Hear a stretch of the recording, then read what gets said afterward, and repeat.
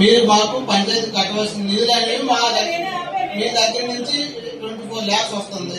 అయితే మనం ఏం చెప్పామంటే అమ్మ అదే నేను అంటుంది అంతే, మీ దగ్గర నుంచి వస్తుంది కాబట్టి మీరు అకౌంట్ డిడక్ట్ చేయండి అమ్మా, మరుక్షణం నేను తీర్మానం చేసేస్తాను. అది వర్క్ అనేది మీరు చేయాలి, మీరు చేయాలి, ఎవరు చేయాలి.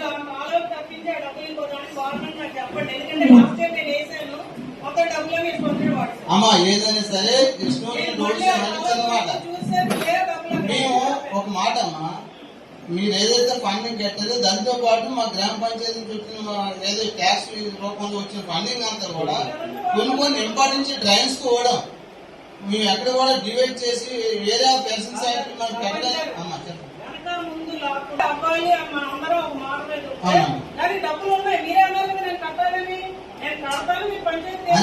అందుకేనమ్మా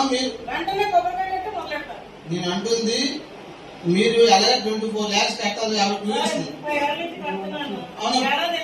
ఇప్పుడు కూడా మీరు ఏ రోజైనా సార్ మీరు కట్టకపోయినా అమ్మ మీరు కట్టలేదని ఎప్పుడు మీకు ఫోన్ చేయలేదు.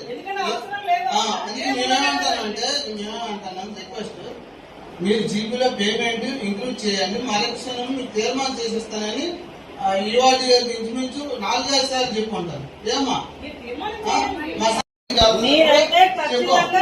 దృష్టి పెట్టట్లేదు, అందుకనే నేను ఆపాను. కాలం అనేది చాలా ఇంపార్టెంట్, ఎందుకంటే అక్కడ ప్రజల ఆరోగ్యం బాగుండట్లేదు. ఆ కాలకు అడ్డాలు వేయడం కూడా మంచిది కాదు అది. కాబట్టి మీకు తీర్మానం చేయండి, సిద్ధార్థ కాలనీ నుంచి వెళ్తుందని ఇవాళ సంతకం ఇవ్వండి, రేపు పొద్దున్నే ఆ చెక్ నేను వేసి పని మాట్లాడాలి. అది ఏ ఒక్కరు కూడా మేము ఉద్దేశించి అనట్లేదు, కొంచెం మీరు అది సలహా తీసుకుంటూ అవుతుందని మీకు చెప్తాం. ఎందుకంటే రోడ్డు మీద వాటర్ ప్రయాణించడం వల్ల అది మీకు మంచిది కాదు, మాకు మంచిది కాదు. మనందరి దగ్గర కూడా 100-200 మంది తెల్లని చేసి మిమ్మల్ని కలవడానికి వస్తున్నారు.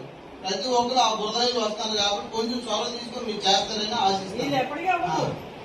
కూడా చేశారు సర్పంచ్ గారు, మీరే తీర్మానం చేసేయండి, మేము నిధులు కట్టేస్తాము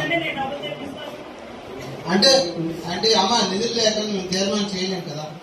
ఒక గ్రామ సభ తీర్మానం అనుకోండి, ముందుగా వర్క్ ని గుర్తిస్తాం కాబట్టి ముందుగా తీర్మానం చేస్తాం, దానికి శాంక్షన్ తెచ్చుకుంటాం.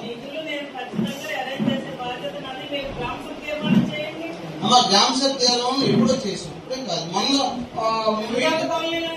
గ్రామ సభ తీర్మానం అయితే ఎప్పుడో